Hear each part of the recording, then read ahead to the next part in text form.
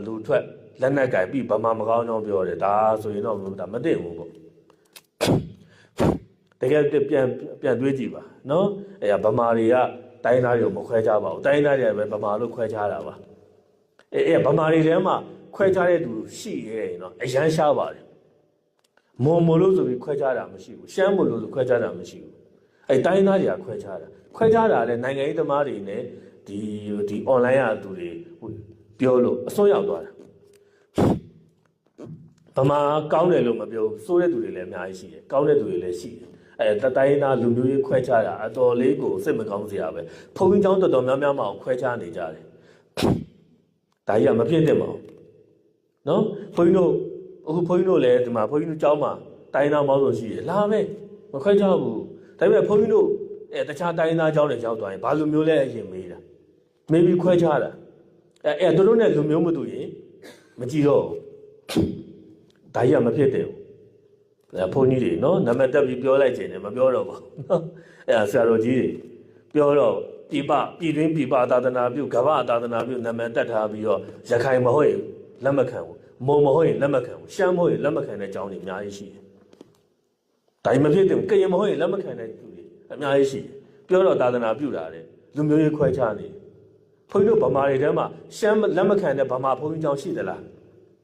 းရခိုင်လက်မခံတဲ့ဗမာဘုန်းကြီးကျောင်းရှိသလားမွန်လက်မခံတဲ့ဗမာဘုန်းကြီးကျောင်းရှိသလားကရင်လက်မခံတဲ့ဗမာဘုန်းကြီးကျောင်းရှိသလားရှိရင်ဘုန်းကြီးကိုပြစေခြင်းတယ်ဘုန်းကြီးကတော့ယနေ့ချိန်ကြီးမတွေ့ဘူးဗ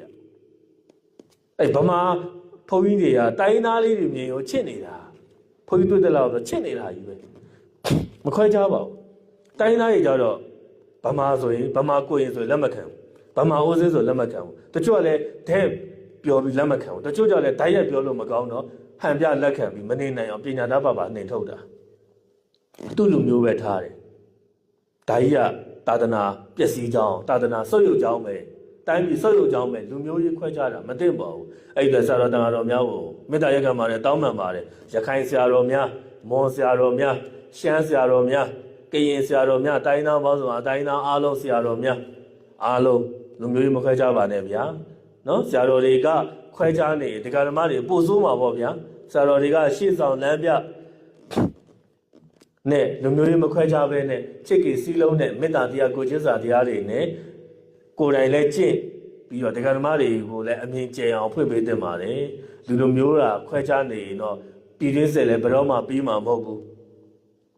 နော်သူများနိုင်ငံတွေအကုန်လုံးချမ်းသာနေတိုးတက်နေပြီနော်မြန်မာနိုင်ငံပတ်ဝန်းကျင်အကုန်လုံးမြန်မာတဲ့တာကုန်ပြီလာအိုနဲ့ကမ္ဘောဒီးယားတော့မြန်မာတဲ့တာသွားပြီရင်နာစာကောင်းတယ်တကယ်တော့လာအိုတို့ကမ္ဘောဒီးယားတို့ဆိုအမေတန်ဆင်းရဲတဲ့နိုင်ငံလေးတွေလူရည်လည်းနဲတယ်တန်ဆာလည်းနဲတယ်နိုင်ငံလည်းကျင်းတယ်အဖက်ဖက်ကမြန်မာတဲ့နှိမ့်ကြတဲ့နိုင်ငံတွေအခုမြန်မာတဲ့ GDP တွေတော့အကုန်ကျော်တက်သွားပြီအဲ့ဒါဘာလို့လဲဘုန်းတို့မြန်မာတွေမတည့်လို့ဘုန်းကြီးမြန်မာလို့ပြောတာဗမာလို့ပြောတာမဟုတ်ဘူးနော်မြန်မာလို့ပြောတာတိုင်းသားအားလုံးခြုံပြီးပြောတာမြန်မာလူမျိုးလို့ပဲဘုန်းကြီးကပြောခြင်းတယ်ဗမာလူမျိုးလို့မပြောခြင်းနော်အခုအဲ့ဒီမတည့်သေးဘူးဆိုရင်တော့စိတ်မပြေဘူးအခုကတိုင်းသားမျိုးနွယ်စုမတူတာတွေလည်းမတည့်သူတို့မျိုးနွယ်စုတူတဲ့သူကတဲ့လားဆိုလည်းမတည့်ပြန်ရှမ်းထဲမှာလည်းအဖွဲ့တွေကွဲနေကရင်ထဲမှာလည်းအဖွဲ့တွေအများကြီးပဲဟုတ်တယ်ကချင်ထဲမှာလည်းအဖွဲ့တွေဟာမျိုးနွယ်စုတူတော့လည်းမတည့်မျိုးနွယ်စုမတူတာလည်းမတည့်ဆိုတော့ဒါတွေပြုပြင်တင်ပါတယ်ဘယ်သူကစပြင်မလဲဘုန်းကြီးတွေကစပြင်ပါကိုကဘာလို့လဲဖះသားတော်အဖြစ်ဝန်ခံထားမှာတော့ဘုန်းကြီးတိလာရှင်တွေစပြင်နော်တရားဓမ္မတွေလူတန်းထားတဲ့စွမ်းတင်ကအကြောင်းစီပစ္စည်းလေးပါသုံးဆွဲပြီးနေတာဖះစကားကိုပို့နားထောင်အောင်ပဲနော်ဘုန်းကြီးတွေတိလာရှင်တွေသာသနာဝန်ထမ်းတွေကအရင်ဆုံးလူမျိုးရေးခွဲခြားတဲ့စိတ်ကိုစပြင်စေခြင်းတယ်စပြင်ပြီးမှကိုယ့်ရဲ့တရားဓမ္မတွေပြင်လာအောင်ပြောပြဖို့နော်အခုကမြန်မာပြည်ထဲမှာလည်းလူမျိုးရေးခွဲခြားတဲ့တိုင်းသားကြောင်းတွေအများကြီးပဲနိုင်ငံခြားမှာလည်းပုံများတယ်ရခိုင်ဂရုရှမ်းဂရုမွန်ဂရုသူဂရုနဲ့သူခွဲနေတာကိုရောတွေပြပနိုင်ငံကြောင်းတက်နေတာကိုကတော့နိုင်ငံခြားရောက်လေခုလူမျိုးတွေပို့ပြီးစီးလုံးစေချင်တာစွန်ဖိုးရင်တော့ရခိုင်တီးတန့်ပဲစားတယ်အဲ့လိုကိုရောတွေရှိတယ်မွန်တီးတန့်ခွဲပြီးနေကရင်တီးတန့်ခွဲပလိုက်ရှမ်းတီးတန့်ခွဲပလိုက်ကိုဗမာကိုရောတွေကဗမာတီးတန့်ဆိုရင်မခွဲဘူးဗမာတွေကတိုင်းသားတွေကခွဲခြားဆက်ဆံတာစိတ်မကောင်းဘူးနော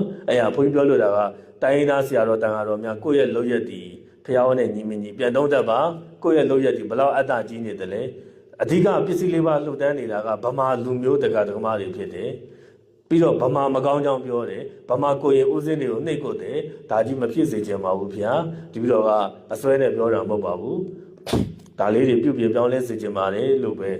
မေတ္တာရက်ခံတောင်းပန်လိုပါတယ်အားလုံးနော်လူမျိုးရေးခွဲခြားတဲ့ဆရာတော်တွေတန်ဃာတော်တွေကစပြီးတော့လူမျိုးရေးမခွဲဘဲနဲ့မိမိရဲ့တရားဓမ္မတွေလည်းလမ်းမှန်ရအောင်ဆုံးမမယ်ဆိုရင်တော့တပြေးပြေးစီးလုံးမှုတွေပိုဖြစ်လာမှာပဲ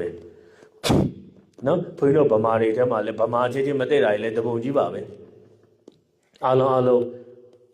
တိုင်းသားလူမျိုးချင်းတဲ့စေခြင်းနဲ့ကိုယ်လူမျိုးတူရင်လည်းတဲ့မယ်မတူရင်လည်းတဲ့စေခြင်းနဲ့ဗုဒ္ဓရဲ့အရေးအောက်မှာတသွေးတဲ့တသားတဲ့တရားနဲ့ပါပဲဖခင်ရဲ့အဆုံးအမကိုလိုက်နာလိုက်မယ်ဆိုတာနဲ့ခွဲခြားမှုမရှိတော့တခင်တွေကြုံနေလည်းမရှိတော့ဖခင်ရှင်လက်ထက်ကဘုန်းကြီးတို့အရှင်အာနန္ဒာတို့ဖခင်ရဲ့ညီတော်ပေါ့နော်ဒီတာကိဝေမင်းသားတွေဘုန်းကြီးဝက်တော့ဒါဥပါလိဆိုတာကသူတို့ရဲ့ကျွန်းဆက်တာတယ်ပေါ့စပင်းတွေမုတ်စိတ်တွေရိပ်ပေးနေရတဲ့ကျွန်းအဲဒီဆက်တာတယ်ကိုအရင်ဆုံးရန်တိမ်ဝင်ပေးဖို့ဘုရားကိုလျှောက်တယ်အရင်ဆုံးရန်မောင်တက်ခွင့်ပေးတယ်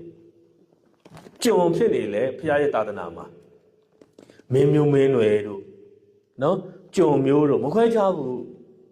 မျိုးနယ်စုလည်းမတူဘူးအမျိုးလည်းမတူဘူးယာတူလည်းမတူဘူးအစ်စ်လည်းမတူကျွန်းနဲ့ဟောကဘယင်တွေ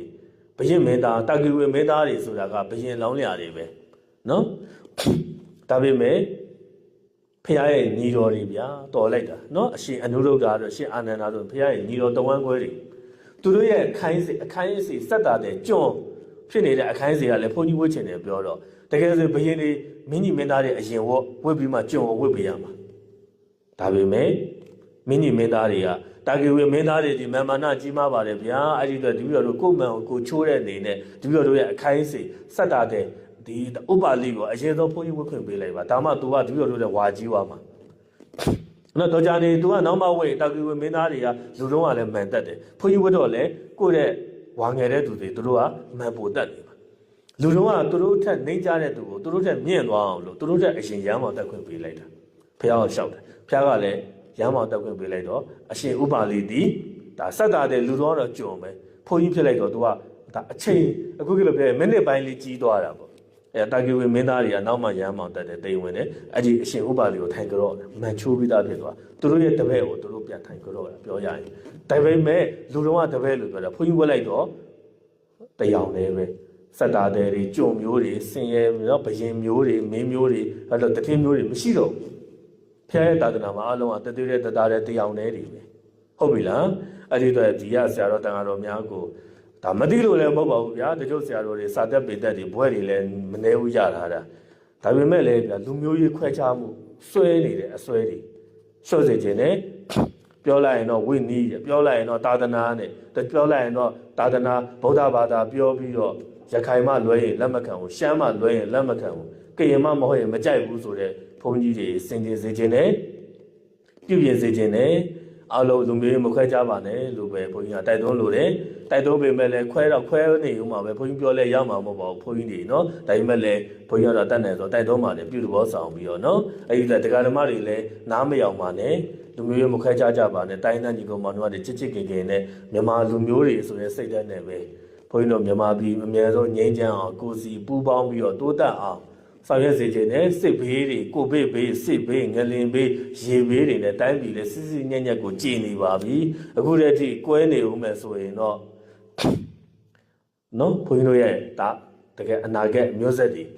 နော်ဒီကလေးတွေတရားဓမ္မတို့ဘုန်းကြီးတို့သာသနာမျိုးဆက်တရားဓမ္မတို့ရဲ့မျိုးဆက်တာမမီတွေဘဝဒီအနာဂတ်ဒီမလှမပဖြစ်မယ်ကလေးတွေကိုနော်မငြိမ်းချမ်းမှုတွေလက်ဆောင်မပေးပါနဲ့မကောင်းတဲ့အမွေဆိုးတွေမပေးပါနဲ့ကျေပြန့်တဲ့နှလုံးသားနဲ့မေတ္တာတရားကိုကျေးဇူးတရားတွေနဲ့စီလုံးချစ်ခင်ပြီးတော့ခင်မင်ဖွံ့ဖြိုးတိုးတက်တဲ့နိုင်ငံဖြစ်အောင်ငြိမ်းချမ်းတဲ့နိုင်ငံကြီးဖြစ်အောင်ပညာရေးကျန်းမာရေးစီးပွားရေးလူမှုရေးတွေတိုးတက်တဲ့နိုင်ငံဖြစ်အောင်ကိုစီဆောင်ရွက်စေခြင်းနဲ့တိုင်းပြည်အုပ်ချုပ်တဲ့သက်ဆိုင်ရာအာဏာယူထားတဲ့အာဏာလက်ရှိထားတဲ့သူတွေလည်းပုတ်ဂရုစိုက်အာဏာမရှိတဲ့သူတွေလည်းဂရုစိုက်အားလုံးကိုစီကိုယ်တောင်ဝင်ကိုယူပြီးတော့ကျင်းမြောင်းတဲ့အမြင်တွေဘေးဖယ်ထားပြီးတော့မြန်မာနိုင်ငံကြီးတိုးတက်အောင်အတ္တတွေလောဘတွေမာနတွေဘေးဖယ်ပြီးတော့ကြိုးစားကြစေချင်ပါလေလို့ပဲဘုန်းကြီးကတိုက်တွန်းပါတယ်ဗျာ